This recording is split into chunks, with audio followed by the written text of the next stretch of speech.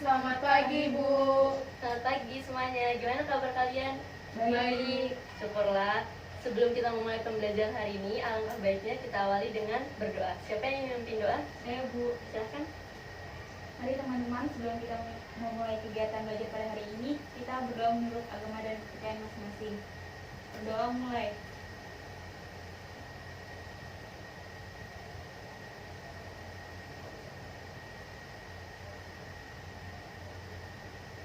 Berdoa selesai. Saya presensi dulu ya.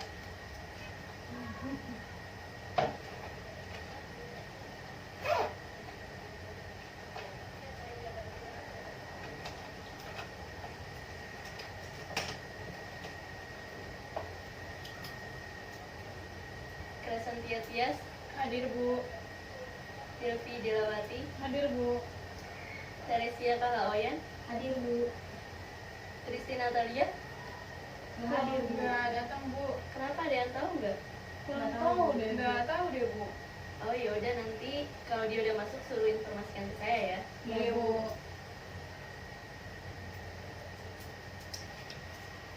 Nah, sebelum kita masuk ke dalam materi, siapa yang ingin membacakan tujuan pembelajaran? Saya, Bu. Silakan.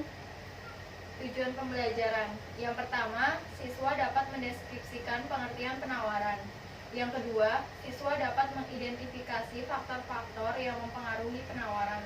Yang ketiga, siswa dapat menggambarkan kurva penawaran. Nah, jadi di sini tujuannya diharapkan siswa tuh dapat mendeskripsikan pengertian penawaran, terus dapat menyebutkan faktor-faktor penawaran, dan dapat menggambarkan kurva penawaran dengan benar. Sebelumnya ada yang tahu nggak sih pengertian dari penawaran itu apa? Menjual jasa, Bu. Menjual barang, Bu. Yes, mau coba menjawab? Nggak tahu, Bu. Yaudah, tadi yang dibilang sama Delvi dan Oyan itu ada benarnya. Jadi pengertian dari penawaran itu keseluruhan jumlah barang yang ditawarkan oleh produsen dalam tingkat harga tertentu dan waktu tertentu. Nah, di dalam penawaran itu juga memiliki hukum penawaran yang berbunyi semakin tinggi harga yang ditawarkan, semakin tinggi juga jumlah barang yang ditawarkan. Sebaliknya, semakin rendah barang harga yang ditawarkan dan semakin sedikit juga jumlah barang yang ditawarkan. Gitu.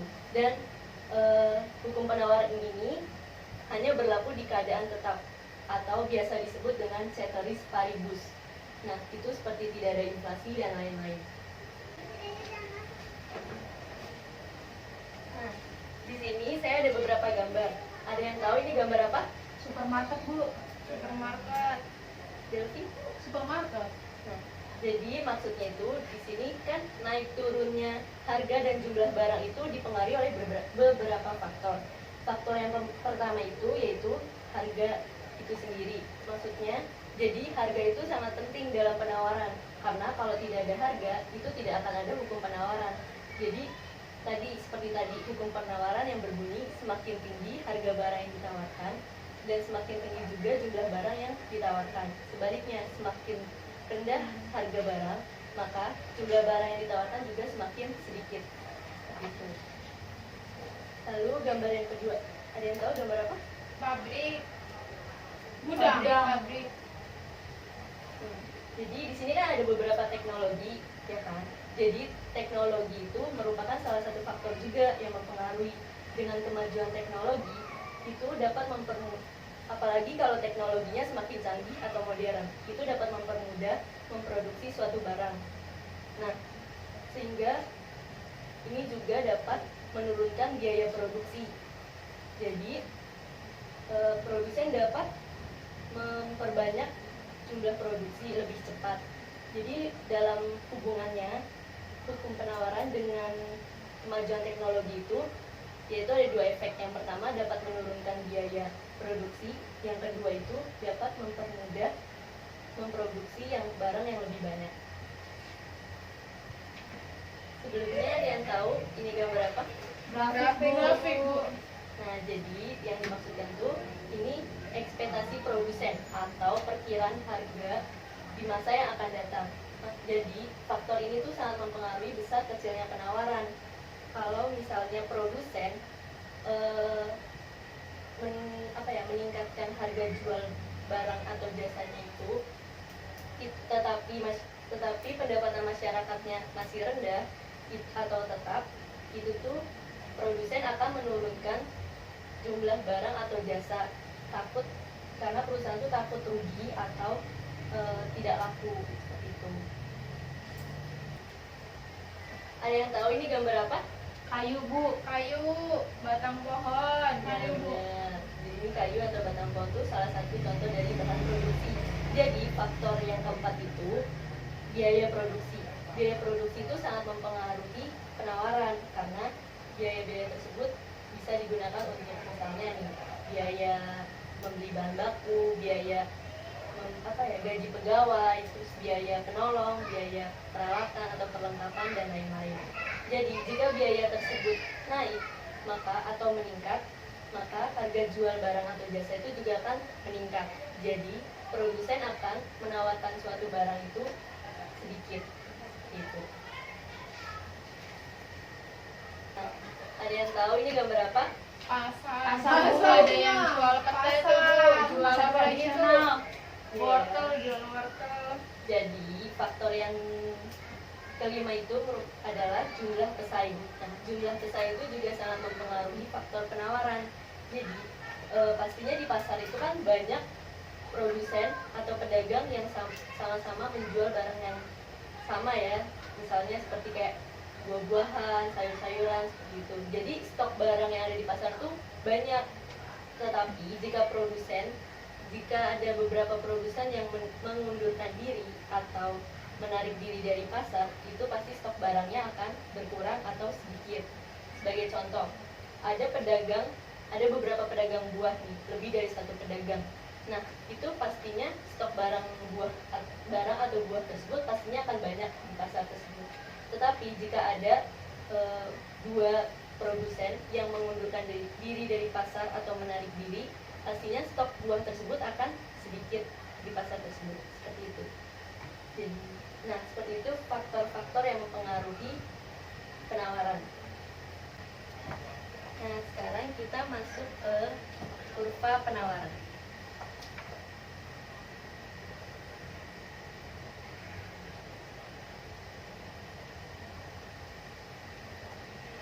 Nah, kurva penawaran ini berslop positif. Ada yang tahu maksud dari berslop positif? Nggak tahu, Bu. Nggak tahu. Jadi, seperti yang tadi dikatakan oleh hukum penawaran, itu maksudnya gerakan harga dan jumlah barang yang ditawarkan itu sama. Seperti kalau harga naik, berarti jumlah barang yang ditawarkan juga naik. Kalau harga turun, jumlah barang yang ditawarkan juga sedikit atau turun juga ya, seperti itu. Nah, sekarang siapin penggaris kalian, alat tulis kalian ya.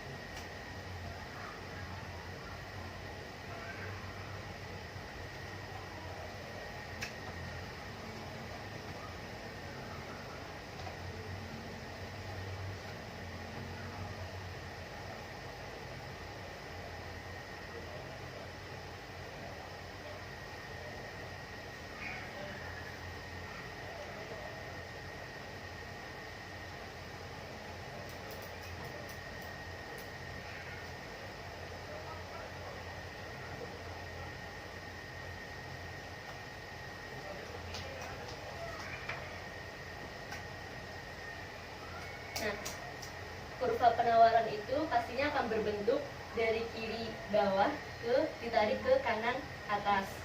Nah, di sini ada titik A, ada titik B, titik C, dan titik D. Nah, di sini ada P atau price atau harga. Di sini ada kolom quality supply atau jumlah barang yang akan ditawarkan. Nah, jika harga 8.000 itu jumlah barang yang akan ditawarkan banyak 30.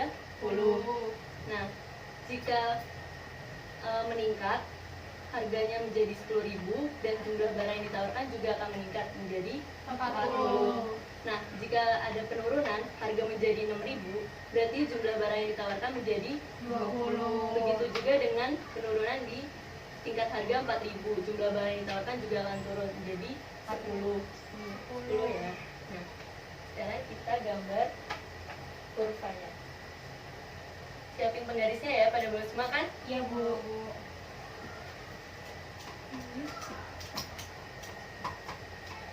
Kita tarik garis vertikal ya.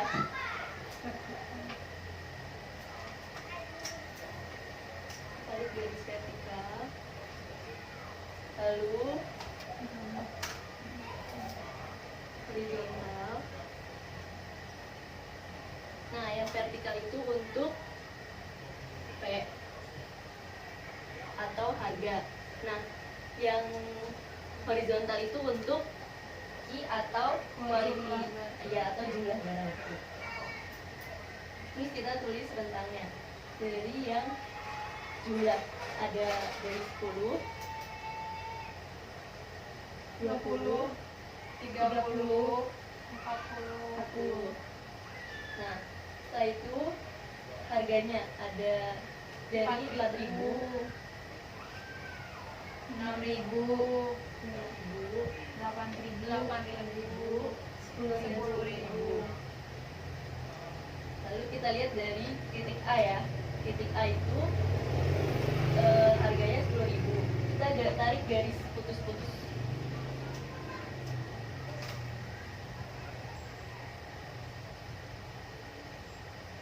Di jumlah yang ditawarkan itu ada 40. Di sini ya 40-nya.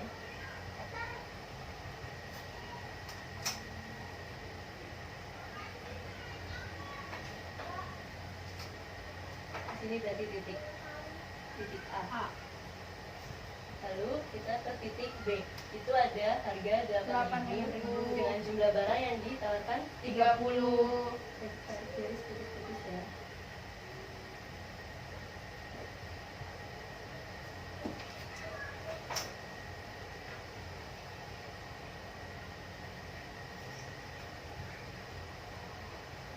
B. Di titik B. B. Lalu selanjutnya itu juga 6.000.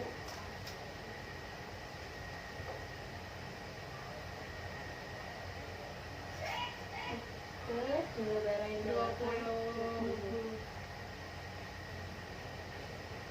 Titik C. lalu yang terakhir D 4.000.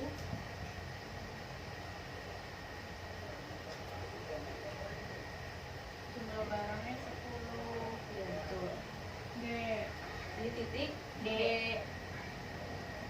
Nah, tadi kan saya sudah bilang kalau misalnya kurva penawaran itu dari titik dari kiri ditarik ke atas kanan.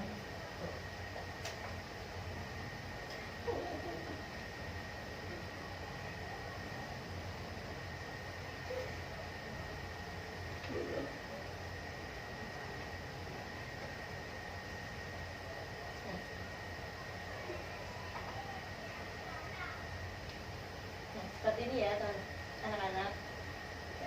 Ya Bu. Iya. Udah paham sejauh ini? Sudah. Sudah. Nah, karena jam sudah mau berakhir KBM-nya, maka saya mau bertanya bagaimana perasaan kalian setelah mengikuti materi pada hari ini? Senang. Jadi tahu. Ya, senang, jadi tahu, Jadi mendalami. ya, terus. Nah, sebelumnya saya mau tahu nih, seberapa jauh kalian menangkap materi pada hari ini? Coba kalian jelasin pengertian dari penawaran.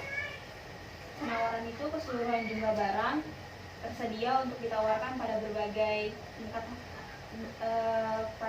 tingkat, hanya tertentu dan waktu tertentu. Tingkat harga tertentu dan waktu tertentu ya. Terus Delvi, coba Apa, Bu? jelaskan hukum penawaran itu. Bunyinya seperti apa? Semakin tinggi harga barang, semakin banyak jumlah barang yang ditawarkan oleh produsen. Sebaliknya, semakin rendah harga barang, semakin sedikit jumlah barang yang ditawarkan oleh produsen juga. Ya, betul.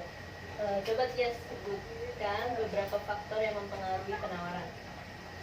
Faktornya itu ada 5, Bu. Yang pertama ada harga barang, teknologi yang digunakan, ekspektasi produsen atau perkiraan harga yang akan datang. Terus yang keempat biaya produksi, yang kelima jumlah pesaing. Ya, betul sekali. Nah, untuk tugas minggu depan ya, kalian buka halaman 32. 32. Iya, 32. Oh, yang 1 sampai 5 ini, Bu? Atau Iya, iya betul. Kalian kerjain nomor 1 dan 2 saja ya. Oh, 1 sama 2. Iya. Gampang. Nah, ini tugasnya individu ya. Iya, Bu. Ada yang mau ditanyakan perihal tugas? Deadline pengumpulannya kapan, Bu? Pengumpulannya itu pas ada mata pelajaran saya ya, tapi sebelum pukul 7 pagi Di meja di Ibu. meja saya ini. Hmm. Dikerjakan di folio bergaris ya, yang Folio. rapi. Ya, Baik, Bu. tidak ada yang ditanyakan lagi perihal tugas. Sudah, Bu. Sudah Sudah paham. ada, Bu. Nah, karena tadi kita sudah diawali dengan berdoa, maka pembelajaran hari ini kita tutup dengan Doa. berdoa. Siapa yang memimpin doa? Saya, Bu. Sebelum mengakhiri kegiatan hari ini, marilah kita berdoa. Berdoa mulai. Berdoa selesai. Baik, pembelajaran hari ini kita udah selesai. Jangan lupa tugasnya dikumpulin ya minggu Iya, depan. Bu. Nah, juga jangan lupa yang piket hari ini dilaksanakan tugasnya. Iya, Bu. Supaya keadaan kelas tetap bersih. Iya, Bu piket. Ya, Iya, Tias, Bu. jangan lupa ya. Iya, sama Oyan, Bu. Nah, kalian jangan lupa ya dilaksanakan tugasnya. Nah, terima kasih atas partisipasi kalian pada hari ini. Selamat siang. Siang, Bu. Siang, Bu. Terima kasih, Bu.